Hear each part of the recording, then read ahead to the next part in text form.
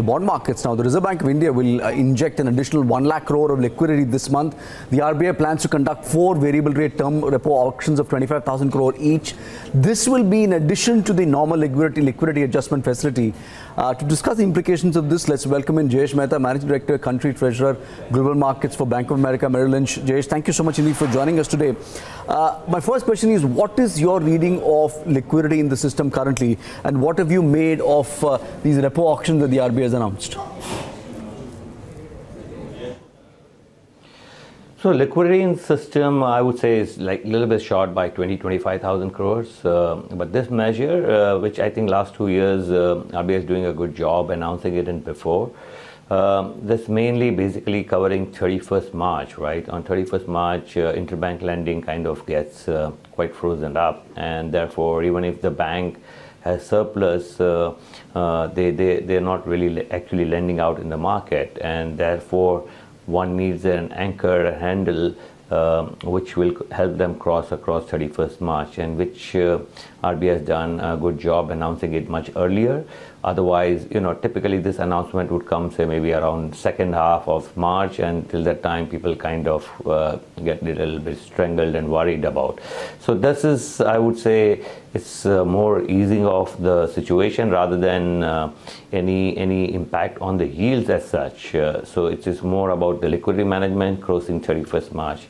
And yeah, so typically if you really look at it, roughly around 250,000 crores is required, and I think 1 lakh is some reduction coming up of MSS in March, and then we have this 1 lakh RBI infused over and above the normal LAF, and plus you have we are expecting some buyback by our government, so that would have another 50,000. So that would kind of ballpark get to 250,000 crores or so. Jayesh, we just heard and we just put out a story about an hour ago that the government is anticipating an additional an interim dividend of close to about $1.5 billion from the Reserve Bank of India. Does that mitigate the pressure that the government is facing? How do you think the market is going to read all of this? No, I think as far as government borrowing is concerned, market does not expect government to borrow anything more before 31st of March. And the dividend of 10,000 crores is whether you borrow, crossing March, because RBI, of course, their year end is different, that is 30th June. So this can be be an interim dividend paid earlier. So it covers government at least till the March year end. So I would not look really much different, anything more than that, into that dividend payouts. Okay. Jayesh, the market seems to believe that the 10-year yield could be anywhere around 8%, particularly in the middle of April. That's when the government borrowings kick in. What's your own reading of where yields are in the near term? Yeah, I think so. We have two papers. One is the old 10-year, one is the new 10-year. Of course, old 10-year is near 8, it's like 5 basis points below 8, and the old one is still 23 basis points below 8.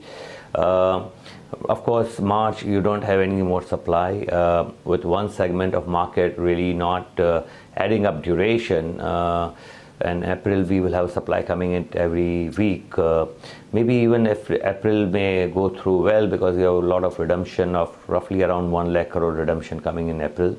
But May is going to be crucial, right? Unless the one set of buyers, which has kind of been absent in the market, if they comes in, I don't see any trigger of how they would come in. So we are slowly looking at, with every auction, the yields going up, inching up slightly, and maybe 8 is where people will start finding value. When you mean one side of buyers, you're talking about lack of demand by the government-owned banks. Do you see them returning anytime soon at all? What's the mood in the market now?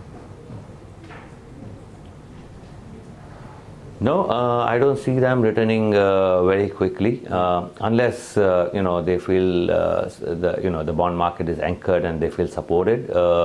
At this juncture, when you have supply coming in and nothing really changed on the support side of the bond market, the yields will start going up slowly. So I think that's not going to change that easily.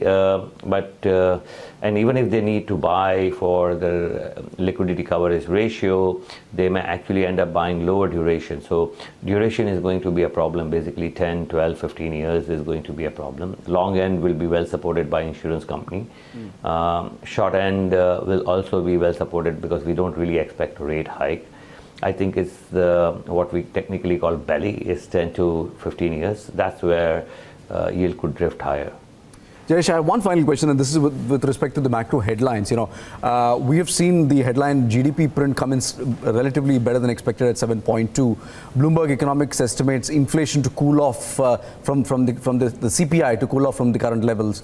What's your own reading, and how do you think the RBI is sort of reading the inflation growth dynamic?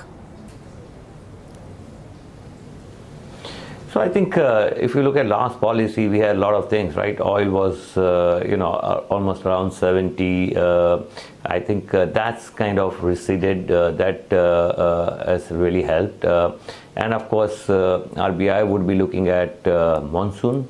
If this too comes to very clearly, we might have a different read. But I think from RBI perspective, they are taking wait and watch. It's like monsoon, US rates, and oil.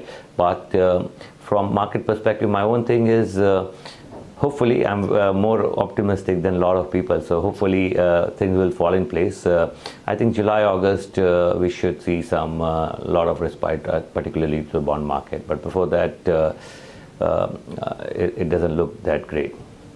Jayesh, it's always a pleasure talking to you. Many thanks indeed for joining us. Jayesh Mehta from Bank of America, Merrill Lynch, talking about the bond markets and the trajectory of rates.